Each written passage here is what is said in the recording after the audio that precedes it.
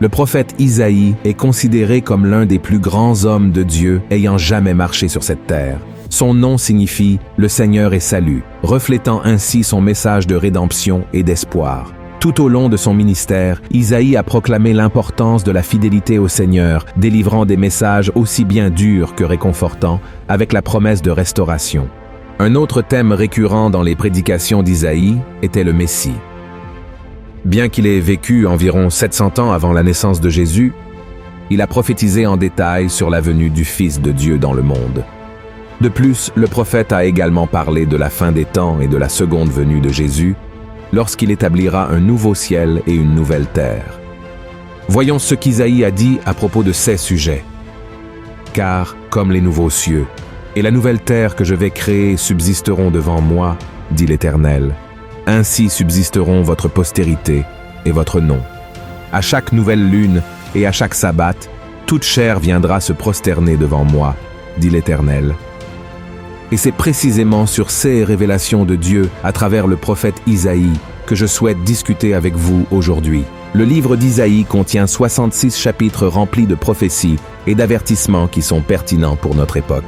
Avant de poursuivre, je vous invite à vous abonner à ma chaîne. Il vous suffit de cliquer sur le bouton d'abonnement sous la vidéo et à côté, vous trouverez l'icône d'une cloche. Il est important d'activer cette cloche pour recevoir toutes les notifications chaque fois que je publie une nouvelle vidéo. Chaque jour, je partage des messages, des prières et du contenu pour renforcer votre cheminement avec Dieu.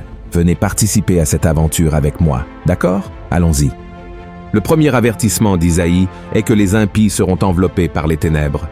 Lisons ce qui est écrit dans les premiers versets du chapitre 60 d'Isaïe. « Lève-toi, sois éclairé, car ta lumière arrive, et la gloire de l'Éternel se lève sur toi. Voici, les ténèbres couvrent la terre, et l'obscurité les peuples. Mais sur toi l'Éternel se lève, sur toi sa gloire apparaît. » Dans ce chapitre entier, Dieu révèle aux prophètes la grandeur et la gloire de Jérusalem céleste, ainsi que le triomphe de l'Église. La vision d'Isaïe est très similaire à celle que l'apôtre Jean a eue dans l'Apocalypse 21 et 22, même si de nombreux siècles séparent ces révélations. Cela confirme la véracité et la cohérence de la parole de Dieu. Dans cette réalité céleste, il y aura une paix éternelle, où toute douleur, gémissement et larmes seront consolés. Les horreurs du passé ne les affligeront plus, car tout le règne appartiendra au Seigneur. Et c'est vraiment merveilleux, chers frères et sœurs. La grandeur de cette réalité est difficile à comprendre, mais il est important de noter qu'il y a des passages de ce passage qui indiquent que la situation sera différente pour ceux qui choisissent de persévérer dans le péché sans se repentir de leurs œuvres. Isaïe décrit que les ténèbres les envelopperont, car le soleil et la lune n'existeront plus, et la lumière qui éclairera les enfants de Dieu viendra directement du Saint-Esprit. Nous ne savons ni le jour ni l'heure du retour de Jésus. C'est pourquoi nous devons être toujours prêts, faisant la volonté du Père, combattant le péché et résistant aux tentations du diable. Car tôt ou tard, les trompettes retentiront, et ceux qui ne seront pas aux côtés de Christ seront enveloppés par les ténèbres, comme cela s'est produit avec les Égyptiens lors des 10 plaies d'Égypte. Voyons ce que la Bible dit à propos de cette réalité future. L'Éternel dit à Moïse, « Étends ta main vers le ciel, et qu'il y ait des ténèbres sur le pays d'Égypte, et que l'on puisse les toucher. » Moïse étendit sa main vers le ciel, et il y eut d'épaisses ténèbres dans tout le pays d'Égypte, pendant 3 jours. On ne se voyait pas les uns les autres, et personne ne se leva de sa place pendant 3 jours. Mais il y avait de la lumière dans les lieux où habitaient tous les enfants d'Israël. Quand les ténèbres sont tombées sur l'Égypte pendant ces 3 jours, tout s'est figé. Aucun Égyptien n'a pu accomplir quoi que ce soit, car l'obscurité a totalement dominé. C'était une conséquence de la désobéissance et de l'entêtement du peuple égyptien. Cependant, à la fin des temps, selon les paroles du prophète Isaïe, les ténèbres seront encore plus intenses et durables. Cependant, il est important de souligner que Dieu est et restera toujours la lumière de ceux qui l'aiment. Ceux qui choisissent de rejeter Dieu vivront éternellement dans les ténèbres.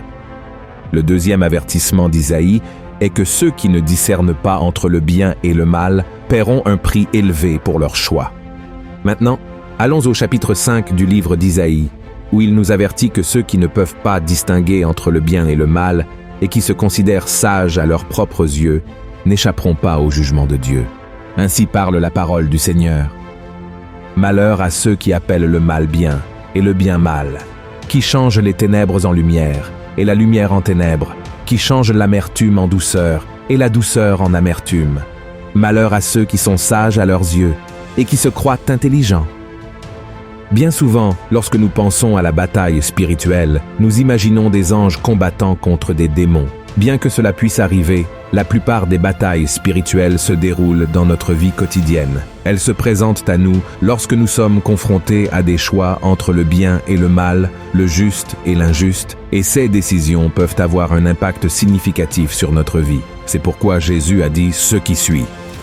Entrez par la porte étroite, car large est la porte, spacieux est le chemin qui mène à la perdition, et il y en a beaucoup qui entrent par là. Mais étroite est la porte, resserrez le chemin qui mène à la vie, et il y en a peu qui les trouvent. C'est précisément cette lutte entre le bien et le mal que notre société a récemment affrontée. Nous devons réfléchir à savoir si nous serons fidèles dans notre mariage, si nous traiterons notre conjoint avec amour et respect. Nous devons décider si nous agirons avec honnêteté dans notre travail ou si nous chercherons des profits malhonnêtes. Nous devons choisir si nous serons du côté de ceux qui recherchent la vérité ou si nous nous unirons aux corrompus en quête de bénéfices personnels. Le pire de tout, c'est lorsque nous choisissons le mauvais côté et que nous essayons encore de justifier nos décisions en disant « il n'y a rien de mal à cela ». C'est être sage à ses propres yeux et ignorer ce que la parole de Dieu définit comme bien et mal, agissant selon les désirs de notre cœur. Cependant, la Bible nous enseigne que le cœur de l'homme est trompeur et corrompu. Avant de prendre toute décision, nous devons consulter Dieu et choisir toujours la voie du bien. Sinon, nous paierons un prix élevé lorsque Jésus reviendra. Le troisième avertissement. Dieu permet que des choses mauvaises se produisent pour nous éveiller. Dieu aime profondément sa création, mais le monde a été affecté par le péché. En ce moment de la fin des temps, il permet que des choses mauvaises se produisent sur la terre comme un avertissement de ce qui est à venir. Lisons ce que le prophète Isaïe a écrit au chapitre 26. « Mon âme te désire pendant la nuit, et mon esprit te cherche au-dedans de moi.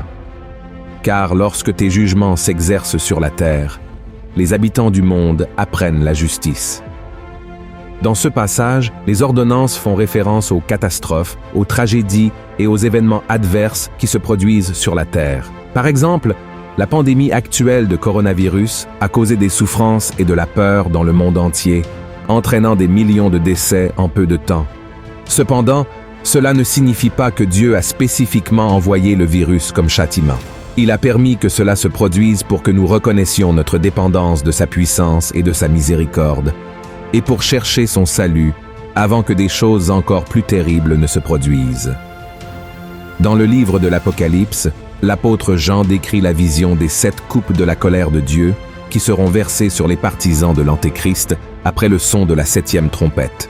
Ces coupes apportent des malheurs et des calamités, symbolisant le jugement divin. Le but d'Isaïe en nous avertissant de ces événements est de nous exhorter à remettre nos vies à Jésus et à vivre selon sa parole, afin que nous puissions trouver sécurité et salut au milieu des temps difficiles. Amen. Le 4e avertissement. Dieu est bon, mais il est aussi juste. Qui n'a jamais entendu au moins une fois dans sa vie cette phrase « Dieu est bon tout le temps ». Et c'est vrai, le Seigneur est tellement bon qu'il a donné la vie de son propre Fils pour que nous puissions être libérés du péché et nous réconcilier avec lui par le sang de Christ. Mais il ne sera pas bon avec tout le monde à la fin des temps. Dans Isaïe 24, le prophète a dit « La terre est déchirée, la terre se brise, la terre chancelle. La terre chancelle comme un homme ivre, elle vacille comme une cabane. Son péché pèse sur elle, elle tombe et ne se relève plus. En ce temps-là, l'Éternel châtiera dans le ciel l'armée d'en haut, et sur la terre, les rois de la terre. Ils seront assemblés captifs dans une prison. Ils seront enfermés dans des cachots, et, après un grand nombre de jours, ils seront châtiés. Comme nous pouvons le voir dans le 3e avertissement, ceux qui ont choisi de servir le diable plutôt que de servir Jésus seront punis par les jugements qui accompagneront les 7 coupes. Et tout cela ne se produira pas parce que Dieu est mauvais, mais parce que Christ est saint et qu'il ne peut pas vivre au milieu du péché. Dans le chapitre 13, le prophète Isaïe nous met en garde. Voici, le jour de l'Éternel arrive, jour cruel, jour de colère et d'ardente fureur, qui réduira la terre en solitude et en exterminera les pécheurs. Car les étoiles des cieux et leurs astres ne feront plus briller leur lumière, le soleil s'obscurcira dès son lever, et la lune ne fera plus luire sa clarté. Je punirai le monde pour sa malice, et les méchants pour leurs iniquités. Je ferai cesser l'orgueil des hautains, et j'abattrai l'arrogance des tyrans. Alors, si vous ne voulez pas faire partie de ce groupe de personnes qui seront condamnées à l'enfer, croyez en la mort et la résurrection de Jésus et vivez selon ces enseignements. Acceptez cet amour si grand de Dieu pour vous, car dans l'éternité avec lui, il n'y aura plus de douleur ni de souffrance. Amen. Et le 5e avertissement est « Cherchez le Seigneur pendant qu'il est temps. Qui peut nous garantir que demain nous nous réveillerons en vie? La Bible dit que notre vie est comme un souffle, et que nos jours sont comme une ombre passagère. C'est pourquoi le prophète Isaïe nous a avertis que nous devrions remettre notre vie au Seigneur dès que possible, car nous ne savons pas si nous aurons une autre opportunité demain. Voyez ce qu'il a dit au chapitre 55. « Cherchez l'Éternel pendant qu'il se trouve. Invoquez-le tandis qu'il est prêt. Que le méchant abandonne sa voie, et l'homme d'iniquité ses pensées. Qu'il retourne à l'Éternel, qui aura pitié de lui, à notre Dieu, qui ne se lasse pas de pardonner. Peu importe les erreurs que vous avez commises dans le passé, Dieu n'est pas préoccupé par cela. Ce qu'il veut, c'est que vous vous repentiez de vos péchés et que vous lui remettiez votre vie dès maintenant. Et pour cela, vous devez franchir 3 étapes importantes que je vais vous montrer maintenant. La première étape est de confesser vos péchés à Dieu. La Bible dit « Si nous confessons nos péchés, il est fidèle et juste pour nous les pardonner et pour nous purifier de toute iniquité. » Comme nous pouvons le voir, le pardon de Dieu est une promesse pour nous tous. Cependant, la décision de recevoir ce pardon et de se repentir des péchés nous appartient à chacun. Donc, mon frère, confessez vos péchés au Seigneur et croyez que vous avez déjà été pardonné.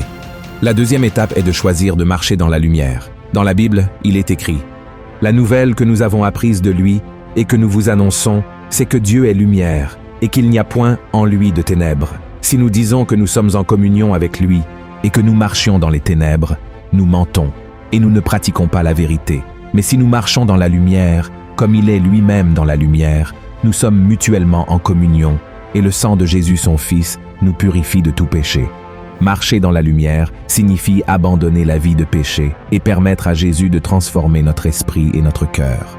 Lorsque nous faisons cela, nous lui accordons la liberté de nous transformer quotidiennement et trouvons la force de vaincre le péché.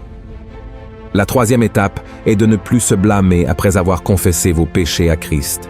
Il vous a déjà pardonné et nous ne devrions pas nous accabler. L'ennemi fera tout pour accuser et dire que nous sommes trop pécheurs pour être pardonnés par Dieu. Même si nous nous sentons sales et indignes des bénédictions du Seigneur, nous devons prendre possession du pardon par la foi. Amen. Par conséquent, frères et sœurs, nous devons comprendre que Jésus est sur le point de revenir et le prophète Isaïe a été utilisé par Dieu pour nous donner des avertissements importants sur ce qu'il faut faire et ne pas faire de nos jours. Christ a payé un prix élevé pour nos vies et nous ne pouvons pas gaspiller cette opportunité d'être sauvés, comme nous l'avons vu. Les derniers jours seront terribles et vous n'avez pas besoin de souffrir avec les impies, mais pour cela, vous devez répondre à l'appel que Dieu vous fait aujourd'hui. Amen. Si vous avez aimé ce message, je vous demande de le partager dans les groupes WhatsApp et sur Facebook. Propageons le message de l'Évangile et suivez-moi ici, car chaque jour, je vais vous aider dans votre marche avec Dieu. Je vous attends dans la prochaine vidéo. Que Dieu vous bénisse.